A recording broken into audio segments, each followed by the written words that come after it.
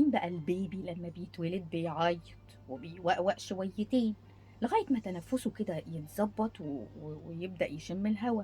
ليه بيعيط؟ لأنه كان مستريح في عالم مختلف عن العالم اللي اتولد فيه، وطبعا هناك بقى التنفس غير هنا، ورايح لعالم جديد غريب. لكن عند انقطاع بقى الحبل السري الطفل ممكن يموت، صح؟ لو منزلش هيموت. فبالتالي نزول البيبي حتمي علشان يشوف العالم الأكبر من العالم بتاعه اللي هو جوه خالص ده.